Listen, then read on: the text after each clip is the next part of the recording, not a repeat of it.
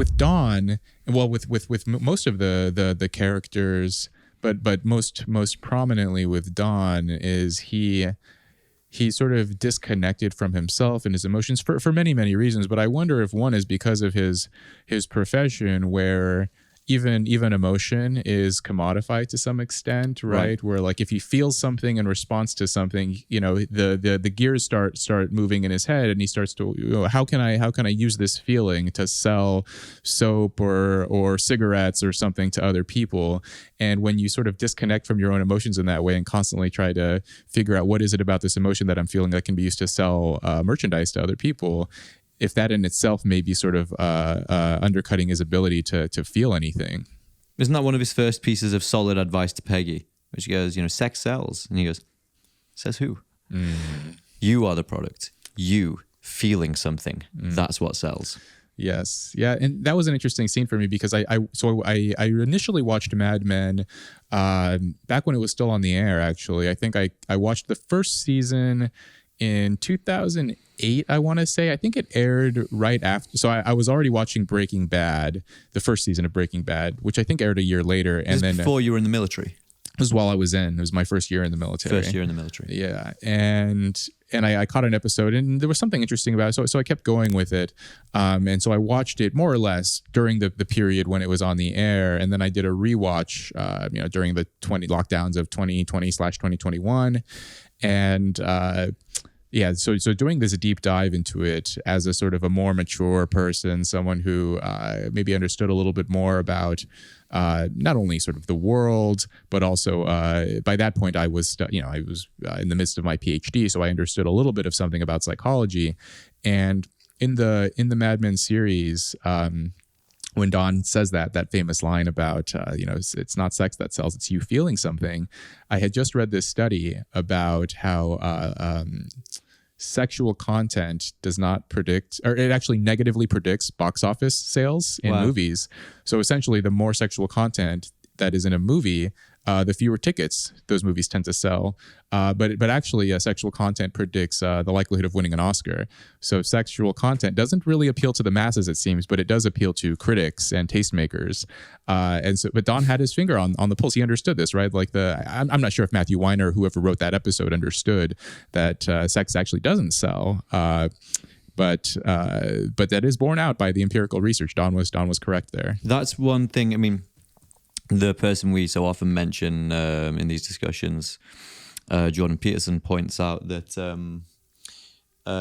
dramatists can know things before people have figured them out in an academic sense. Acting them out, you'll know things you didn't know that you knew.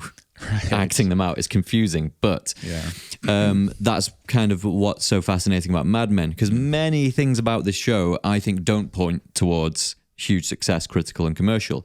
It's a niche industry, advertising. It's not like the public actively try and screen out advertising. So it's not only a niche industry, it's a niche industry that produces something that people prefer not to have. They prefer not to have their attention invaded.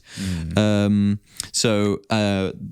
number of reasons, I'm like, this didn't just, The Sopranos there's something sexy about violence. There's something that's cool and going to get people's attention, but executives making adverts, why did this get people's attention so much? And that's part of why I wanted to, kind of discuss this, partially just that whole subject, and also the hypothesis that people relate to Don so much because on some level,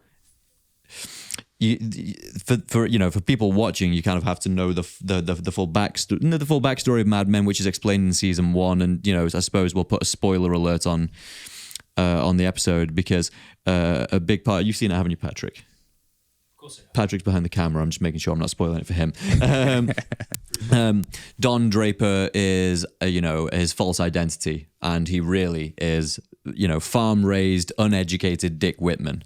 Anonymous, unqualified. Everyone else in Madison Avenue went to Princeton or Brown or Harvard or, but he's more successful than all of them. And it's a successful persona, and I wondered if part of the reason we all find Don Draper so fascinating is because all of us present some character to people and preserve like a kind of inner real self, the real me. I don't know what you think about that generally. I think that's right. I mean, his character. So yeah, you're right that the Mad Men series never reached like nearly the same level of popularity as The Sopranos. I think at its peak, it reached something like 2 million viewers when it was on the air. Right. Whereas The Sopranos was 15 million plus. 50. 1.5. Okay. Yeah. Which is for HBO, right? Like premium cable. Like so, and again, like Mad Men was on basic cable, so like it actually could have reached more. It had a higher potential, a higher ceiling. For our viewers in the UK, let's just translate that. So this is also 23 years ago, because cable is an American term. Oh, right.